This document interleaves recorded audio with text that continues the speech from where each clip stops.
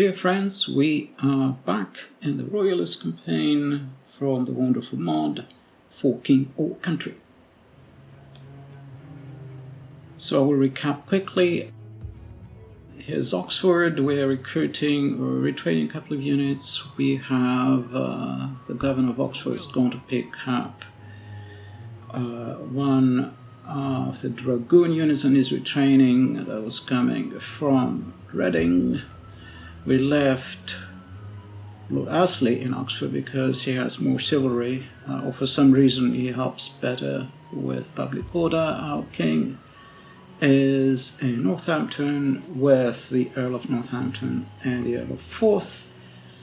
Some unit retraining happening there. So last episode we took Taunton. Hopetoun is in Taunton. We unfortunately cannot retrain any units for some reason. We don't know what is happening in Raglan Castle. There is a parliamentarian unit here. Not sure what's up. Have they abandoned Raglan Castle or are they going towards Raglan Castle? One or the other. Hopefully Raglan Castle is rebelling, and so that will keep the Parliament units there with their hands full. We have Baron Brooke for several months now hanging out here in the Midlands doing relatively little, and more worrying development is Philip's Keepon. The commander of the London train bands heading up from London to possibly reinforce the Parliament units in the west, maybe? Possibly. So somehow we have to capture before long an enemy settlement in around this region. Somewhere here they have a castle, we have to take it from them. However, this is not it's obviously somewhat depleted, this regiment, but somewhat worrying as well. They seem to have enough strength to lay siege on Reading or on Farnham Castle over here, Sir William Waller, with some depleted units possibly heading to unite with Keepon. So that's the situation down in the south. Over here we have the governor of Newcastle heading down towards York. Not in a hurry. We are expecting the Covenanter invasion probably next game turn, and we are strengthening the garrison of York. We have one unit there to retrain but don't have enough money, but it's not a big hurry, we have time for that. We have to think, what are we going to need here? Are we going to need musketeers? We're going to need pikemen. We're going to have this guy. What is he? He has a unit of pikemen, so that's good.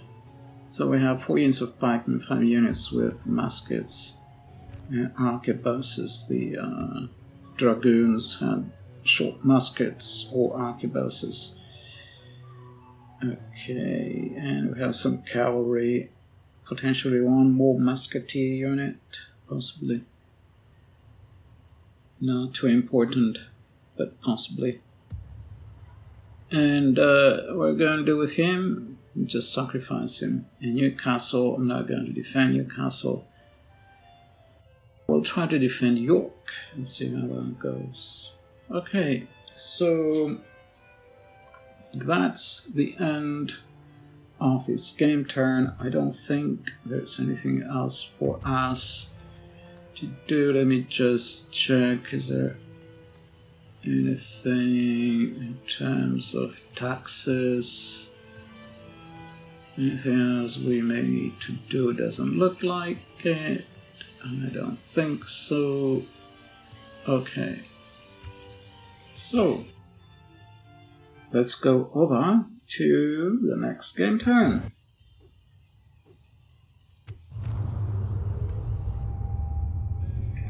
The Scots invade. Okay. It is the year 1644 and the month is January.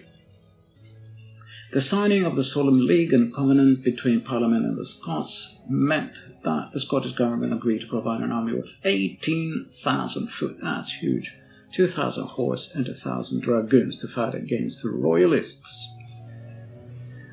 On 19th January 1644, Leven, that's the Earl of Leven, Alexander Leslie, who was a veteran of the 30 Years' War, he had fought under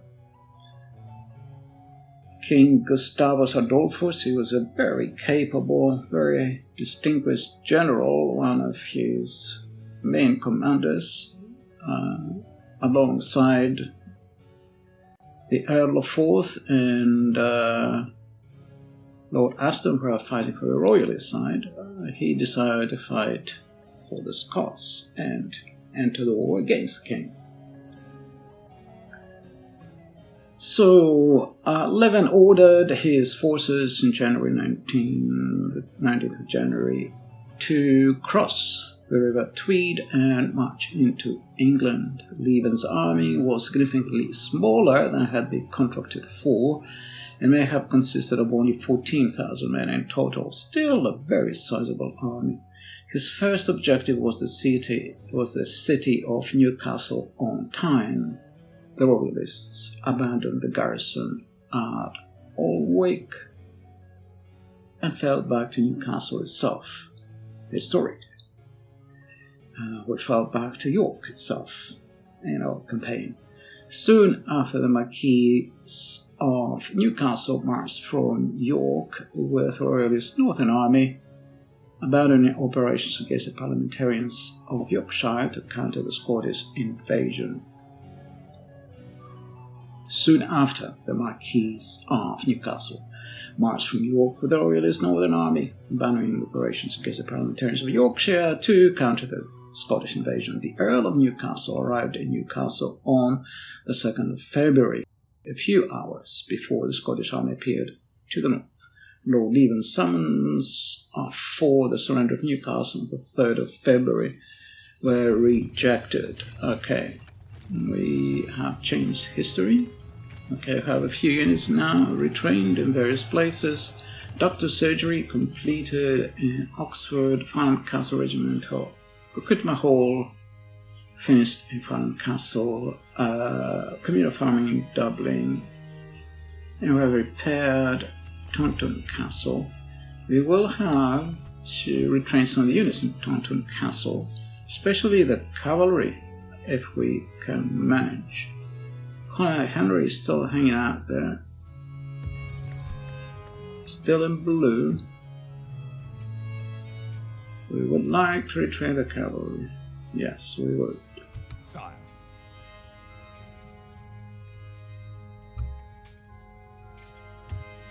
Somehow, we would like to. And we have a depleted unit of pikemen, so we would like to retrain.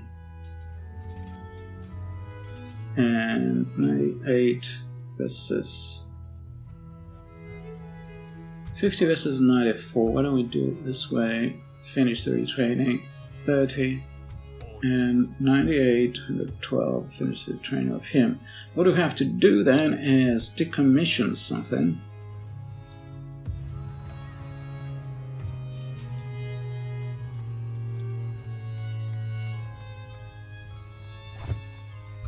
Just temporarily decommission that. It's not too important.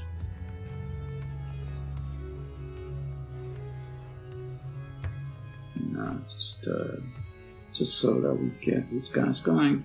Fine, so let's recommission something. Yeah, not at all important actually. Let's see if we can build something the same hall.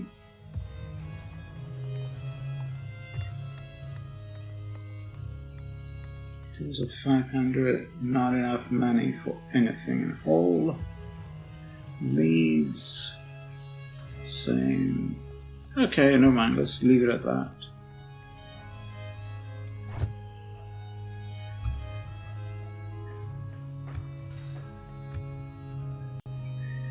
And here's our king. Colonel Henry, who's he? Where are we? I'm completely confused. Who's that? Oh, is the guy who we defeated, had attacked Nottingham? Is it him? No, it's somewhere else. Where's he coming from? Barenbrook's still there. Philip's Keepon. Very sneaky. He's going to reinforce the west of England or southwest or Wales. Okay. Governor of Oxford, there has some way to go to get Oxford, unfortunately. By your command. What can you do? Continuing tomorrow, sire. Oh yes, indeed. We need the printing press in Northampton. I may have to decommission something else. How's Northampton doing in terms of loyalty? We have to improve the loyalty of Northampton. Now, they're likely going to attack New York. I think we can handle that. Hail, my king. And let's head for York with all speed, which isn't a whole lot of speed. Okay, so here's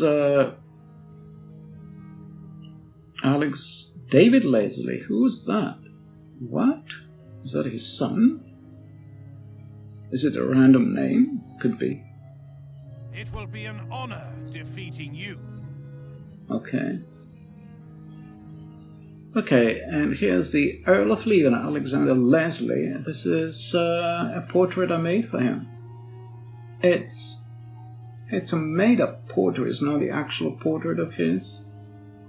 He would have probably looked a little bit older at this time. He lived to the ripe age of 80-something. At this point in history, he was probably in his 60s, so he looks a little bit young, but it is in his likeness, the portrait.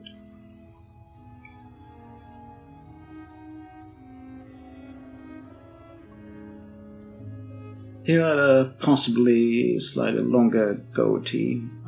That's what I managed with the AI program I was using.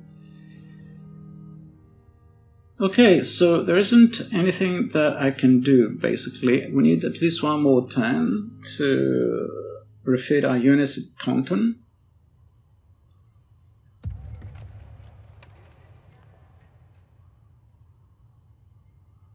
I have to think what else to recruit or refit in other places. We have a little bit of money now. I want to see if I can get the printing press in Hull. Would have been good if we could, maybe. And there isn't really anything else I'm planning to do in this game turn, to be honest. So what I'm going to do then is I'm going to pause here, finish anything like recruiting and taxation and decide what buildings I want to build, things like that. All the standard maintenance activities, and then restart. So I'm gonna pause here.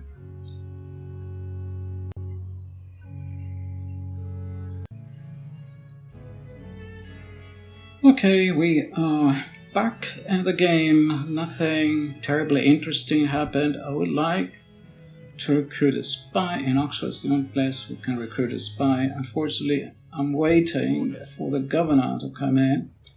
We might get a dread, which will improve him because he's got nothing. I don't want Lord Astley to lose one chivalry, if you understand what I'm saying. And that's all. I'm just returning a couple of units. I decommissioned a couple of things so that we can get a printing press in Hull, and that's the end of this game turn.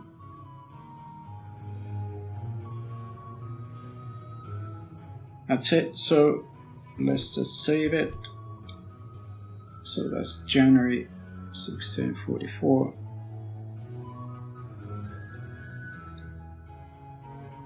Right, that's good enough.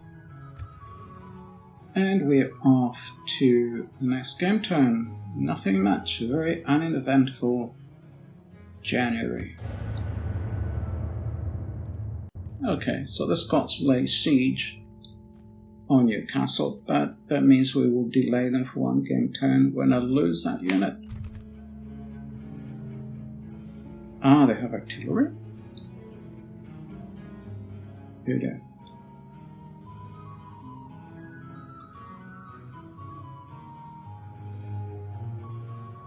I didn't think of that.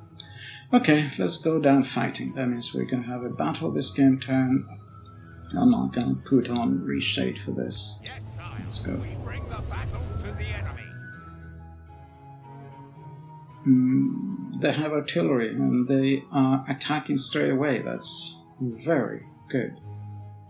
For the AI, not very good for us.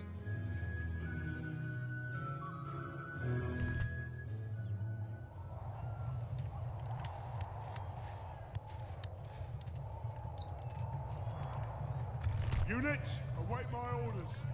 If I say here, we're just going to get destroyed. So let's try and just deploy in the plaza and hope for the best. Hello, chaps. Deploy. Oh, come on. Okay, let's just deploy in some fashion for now. Okay. So let's see. Do they have artillery? They do. So I'm going to speed that because I'm going to spend a lot of time shooting.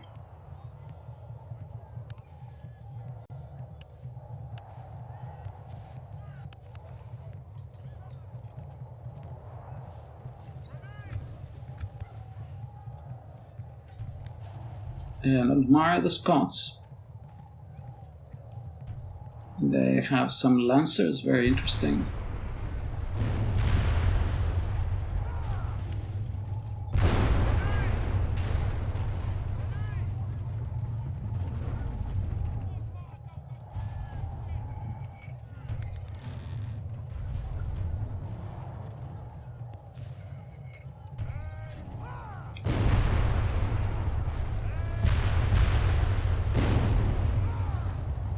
Oh dear.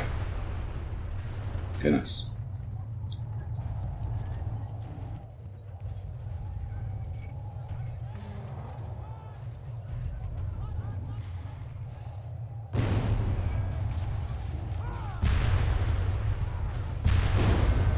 To arms, my lord! The enemy are through the gates! They continue bombarding the place. They're going to destroy it completely. That's fine if that's what they want. And they have to pay to rebuild it.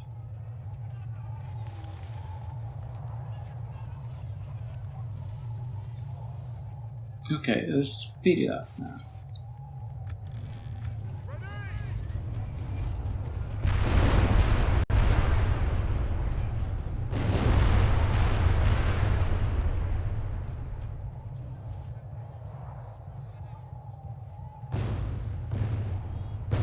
Through the walls. Fight on. They must get no further.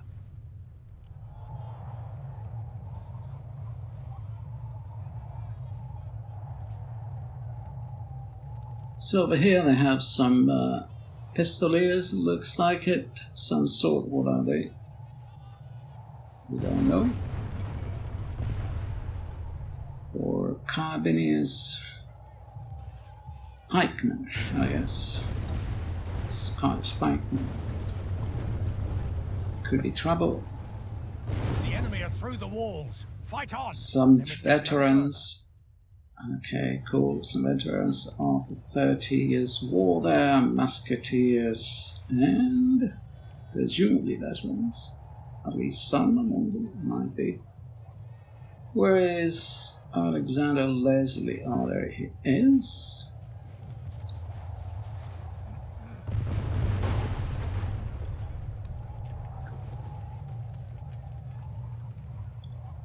The Earl of Leven.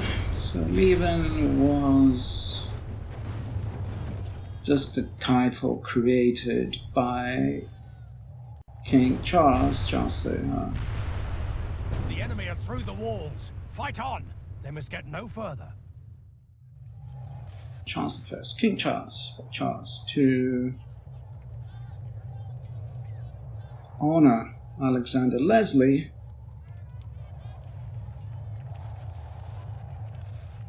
But in the end, the Earl of Leven turned against the king.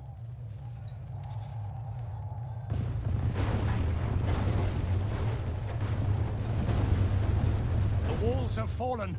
Steel and valiant hearts must be our walls now.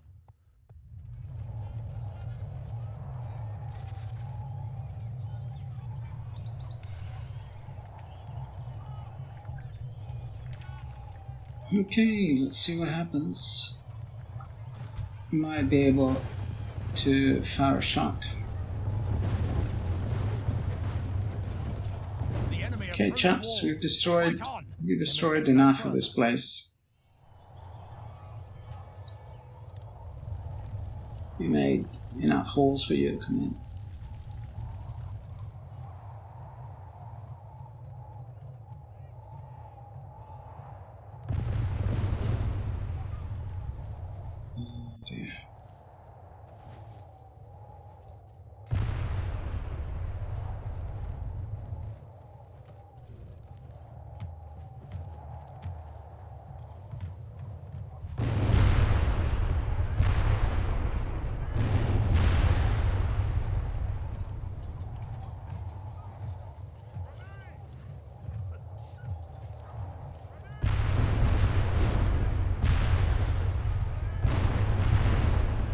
Destroying the towers, gate towers.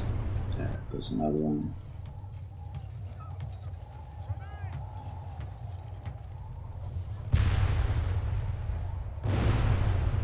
Okay, destroying that one.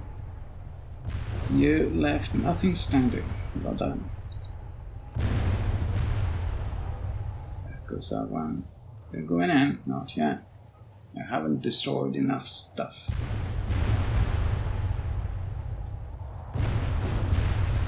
Okay, hitting the other one. And they're coming in. St. George, save us. The enemy have the walls. Look to our defense or all will be lost. Cavalry's coming in. Okay. Let's see what happens now.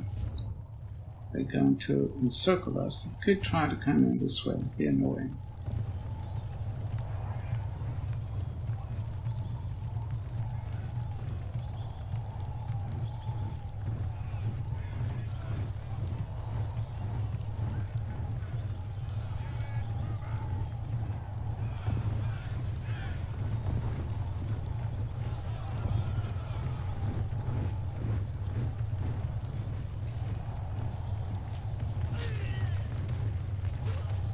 Okay, shit now. Oh, Leslie's right at the front.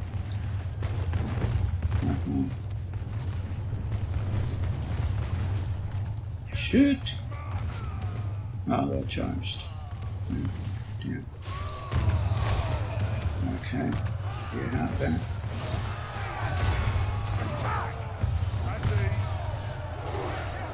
Not at ease. Attack without ease.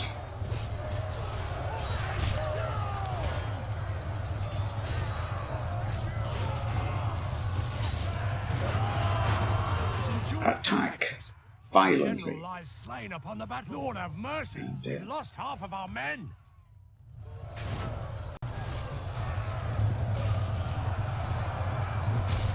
Heaven help us. Our foe has taken control of the city.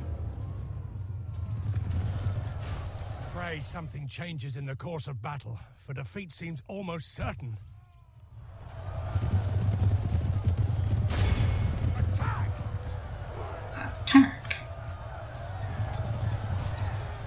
Oh dear.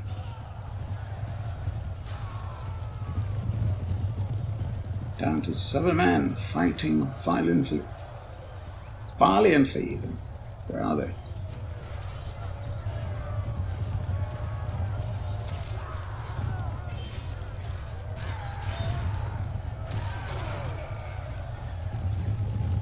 Lord preserve us. We've been dealt a stinging defeat today.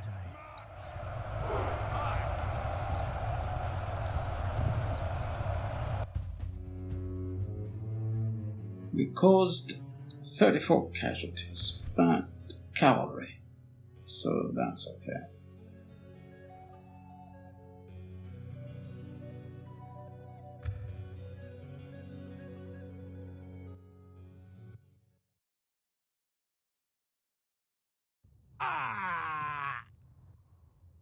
Oh dear. Okay. My liege, we must make a stand. We are besieged. Oh yes, we must. Committee for both kingdoms. It is the year 1644 and the month is February. The Committee for both kingdoms, England and Scotland, was established in February 1644 to replace the Committee of Safety after Parliament's adoption of the Solomon League and Covenant had secured an alliance with the Scots. Political manoeuvring and spelling by Sir Henry Vane and Oliver St. John ensured that the new committee had greater powers to direct the course of the war than its predecessor. The committee consisted of 14 members of the House of Commons, 7 from the Lords and 4 Scottish commissioners. The committee was answerable to the Parliament, but had authority to act independently in matters connected with the conduct of the war. It was responsible for coordinating strategy between the English and Scottish armies. However, political differences between the English and Scots and between independents and Presbyterians on the committee resulted in conflicts of interest and confused strategies. Okay, so recruited and retrained some units.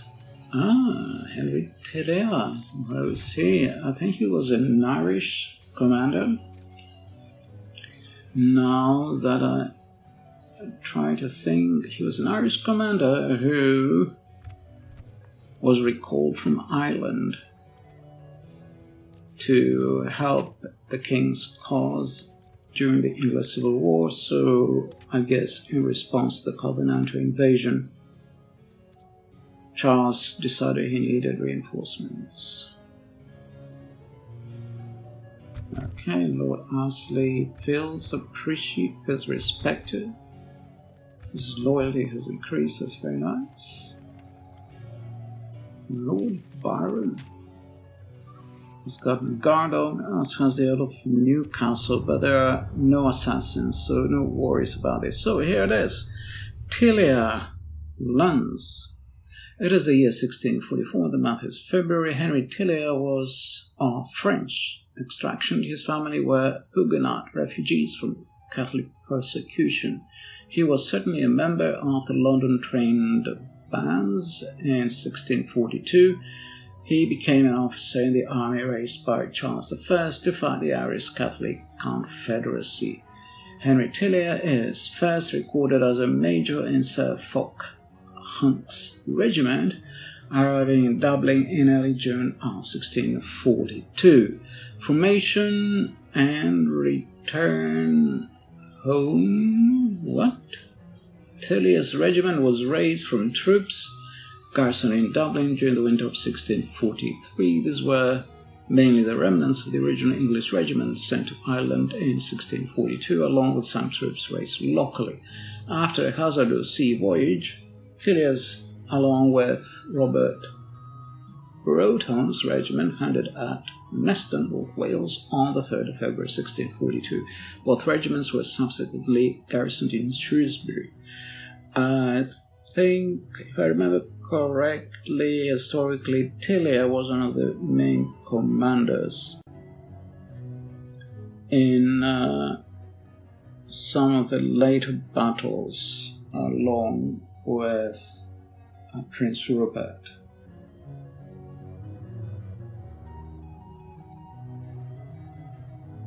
So his arrival, I suppose, was significant, and he must have been well respected. Settlement besieged Newark. Settlement occupied Newcastle.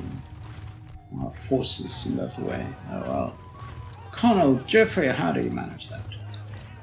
Okay.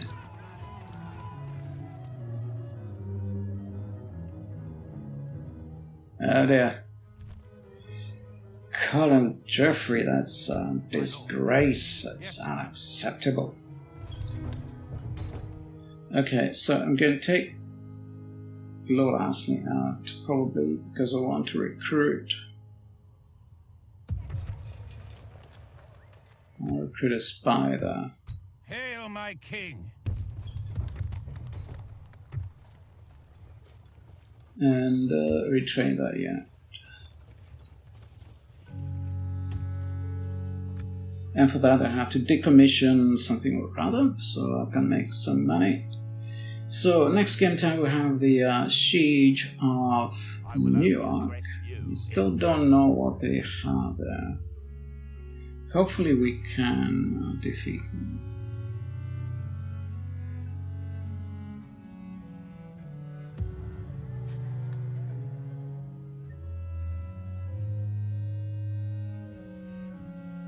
So one thing we could do is attack Colonel Aston.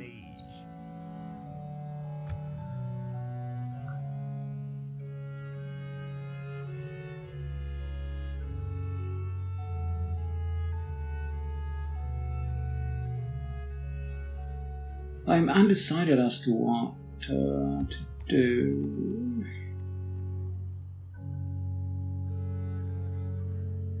But I think it would be more sense to head for Bristol. I think. Not sure what Colonel Arthur is doing there. But my plan would be to get rid of this guy. Head for Bristol, take Bristol. By the time they sent another army, this place would have gone rebel. Thing to do could be to just recruit a cheap unit and leave them behind as garrison. The cheapest we can get.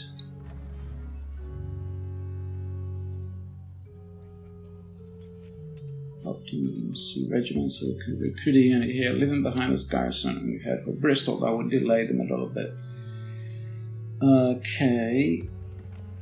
The Rupert is a little bit idle, but he has to guard stuff from Barnbrook, so there's that. So I'm going to leave things here until next game turn. Think about it. I probably have to commission a watchtower here. I'll do it before the next episode. Until then, thank you for following my campaign, and I hope to see you at the next episode. Thank you for watching.